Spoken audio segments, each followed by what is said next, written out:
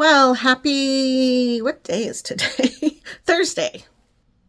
I have to admit that I started out very triumphantly on Monday with my fast. Tuesday I took a nap and I had worked out both days.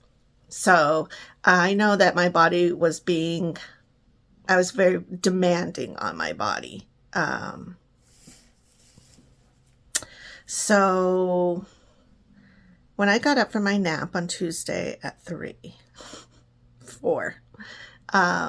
my body was very cramped. And I felt like every movement I made was going to launch my body, regardless of where in my body, into a spasm. And I actually was spasming in my shoulders and my arms, my legs. It was really weird. I've not had that happen before like that. So I think what happened was my potassium may have dropped drastically, and my, salt, because we have to have salt. And that's a weird thing when you're on dialysis, because salt is like the enemy that you can't live without, though. You can't oversalt, because what happens is salt retains water. There's a reason salt retains water.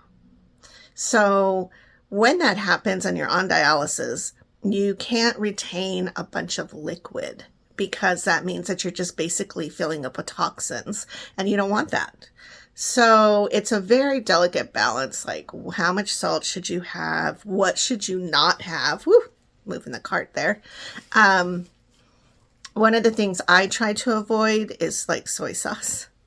But I will tell you that when I eat my sushi, I will have a little bit of soy sauce. So it's not like it's completely out, but I don't eat soy sauce every day. I don't even eat it once a month, and I think it's been a good couple of months. I think it has. It's been at least January and December, and possibly into November, that I haven't had sushi. And so I haven't had soy sauce. How funny. But I mean, in other foods, there's always going to be hidden salts. Salt is a good preservative, but it's very important to take the salt itself into realistic points of view, because if you're in Tucson, Arizona, Phoenix, Arizona, is Yuma in Arizona? I don't even know. The hotter places, your body, when it sweats, is getting rid of salt. So you have to be careful to make sure that you're not depleting yourself of salt, because you need to have it, but at a very healthy level.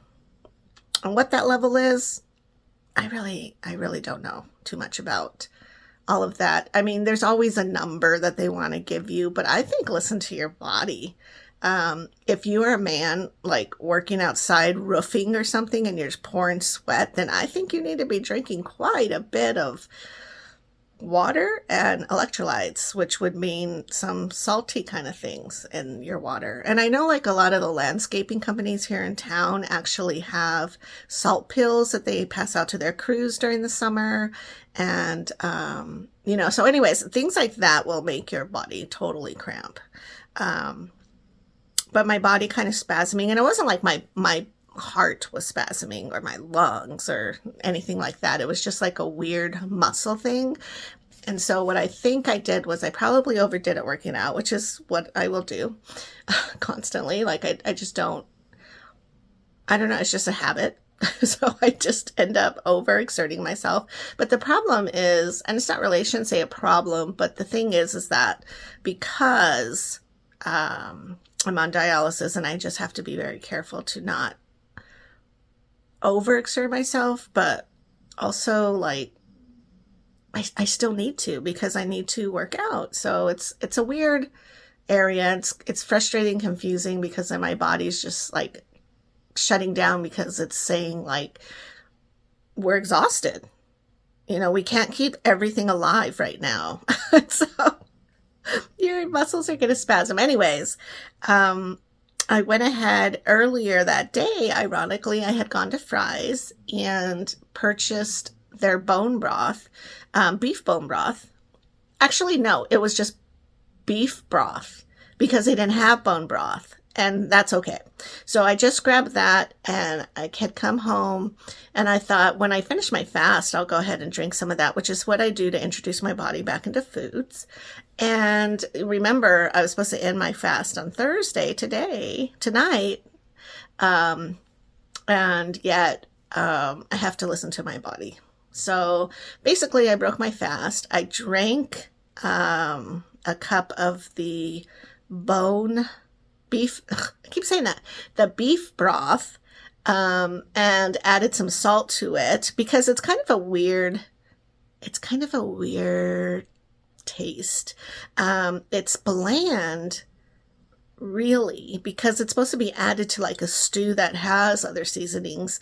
Or it's, I don't know, in my head, I want to think that it's going to taste like a jus sauce that you dip like your French dip into. But it doesn't. So anyhow, I added a little salt and then I drank that down and then I took my nap. And when I woke up, that's when I still felt very like crampy. Like I felt like if I stretched just a little bit too much, I would go into full cramps. So, when Donnie texted he was on his way home, I asked him, can we go to Badar and eat dinner? And he was, of course, like, oh, yeah, that'd be great, you know. And so I was glad that he's so on board with whatever I want to do. So back then I didn't have a car. And so I rode the bus system. And I remember taking Carmi, and then she was pretty little, but walking, I'm pretty sure. Something like that. Anyways, the owner of Badar actually, and I can never remember if her son was born 2 weeks before Carmi or 2 weeks after Carmi. So it was funny that, you know, like we'd see each other, we see each other's kids and, you know, everything. We became good friends over the years, and every Friday it was cheaper for me. And as a special treat, we would go to Badar and eat fried rice. You know, kids didn't eat that much. I didn't really eat that much. So it was like we could share a whole dish and be totally fine and still feel kind of fancy because we got to go to a restaurant and not like fast food. So anyways, that's my history with Badar. I love their food. And I think that because I've eaten there for Carmi, I think is like 25, 26. She could be older. I don't know. I don't keep track. So that's how many years I've been going there. Like, I'm faithful. I'm very loyal. I'm a very loyal person. So I'm so used to that Chinese food that if I go anyplace else, it's just not the same. And I'm like, I'm so disappointed. So really, whenever there's Chinese food that I want to have, I'll go there. But anyways, I told Donnie, I said, I really think I need to get some broth in me, like really good, healthy chicken broth. And if, I don't know, like, if you get sick, like the flu or whatever, isn't it interesting how you want to eat chicken noodle soup or, you know, like that homemade kind of soup, brothy, even ramen, tastes so good. And it's because it's got the salt and it's got the broth. And because your body, it's a gentler way for your body to digest in your system that food. And it's nourishing you and probably hydrating you from whatever you're sick with, right? So I always tell the kids, like, if you have a really bad cold or the flu, go to Badar and get their soups, any of them. And I always add like the hot chili oil to make mine spicy, especially if I'm like super congested or something. But Tuesday I didn't, but I got their war wonton soup, which has all the meat and shrimps and vegetables, and it was delicious. And I ate like half of it, maybe. Donnie ate some, and then we brought the rest home, and then on Wednesday I had that for my food for the day. And I have to say, I feel better. So that's good. I am disappointed because mentally I was all ready to go ahead and do my 100-hour fast. So I was charged up and ready to go, but it didn't work out that way, which is life. But that's the most important thing is you have to listen to what your body is telling you. Even if you're not on dialysis, like people tell me a lot of times like, oh, I got such heartburn, or, like after I eat, I'm aging now, so now my body doesn't like such and such anymore. I always get heartburn or indigestion, whatever. And I'm like, literally, your body is telling you it does not like it. Consider that telling you like you're allergic, and stop eating it, because your body isn't digesting the same way anymore. So I would just stop doing stuff like that. But it's really hard. And I know it's hard. And the realistic thing is our world is filled, and our society, our culture in America is foodies. And we're just filled with delicious different things and variety and consumerism, really.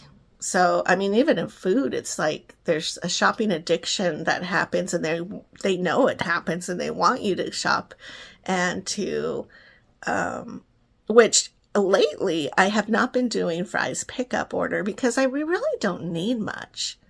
Even though like it's a $35, if you order over $35, you get the free pickup. You can go, you don't get charged that extra amount.